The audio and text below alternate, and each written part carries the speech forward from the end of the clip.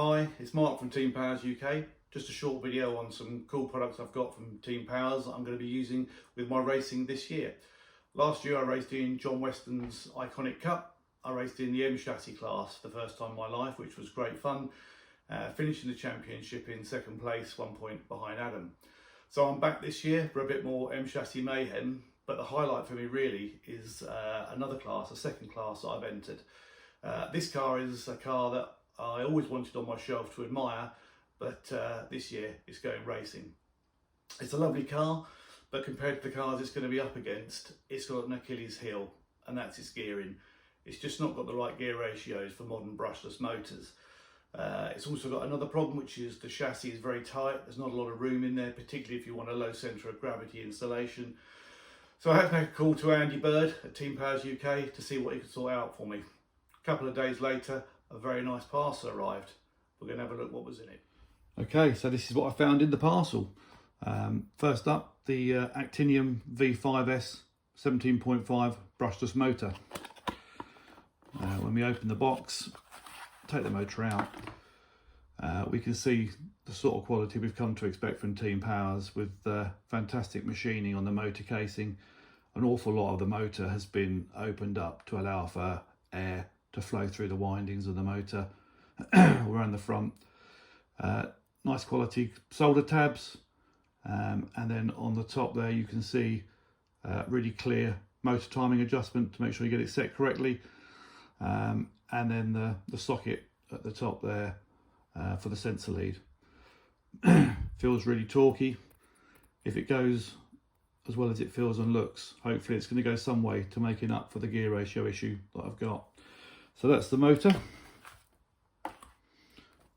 In the next box we've got the speed controller, the V2B2 Bluetooth speed controller. Let's have a look inside.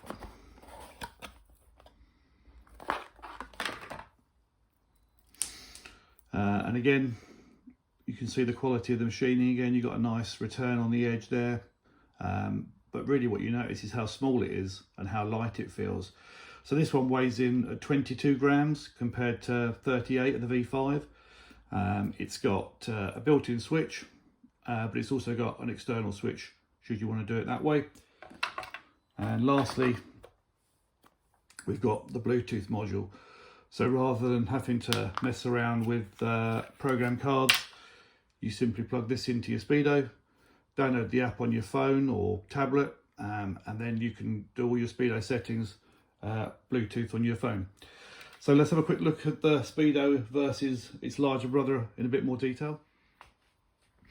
Okay, so you can really see now when we look up close just how small the V2 Speedo is compared to its larger brother, the V5.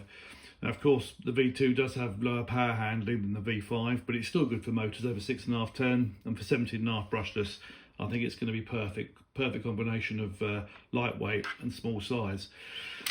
This is the fan that sits on top of the ESC. Probably won't need to use it in 17.5, but you can see it comes with an aluminium cover to protect the blades, and even this cover has been machined around the edges to give it that real premium look. Every part of this package just looks great. There's the external switch, which you can mount somewhere else on the chassis. Maybe your Speedo is going to be somewhere where you can't reach the switch that's on the side, so you've got the option of running this. Okay, so I'm going to go ahead and get all these products installed into the car along with the Team Powers servo. Afterwards I'll do an update video showing the installation, and we'll have a look at the Bluetooth app as well. For all these products, you can find them and more on the Team Powers UK website. And that's it for me. Thanks. Cheers, guys.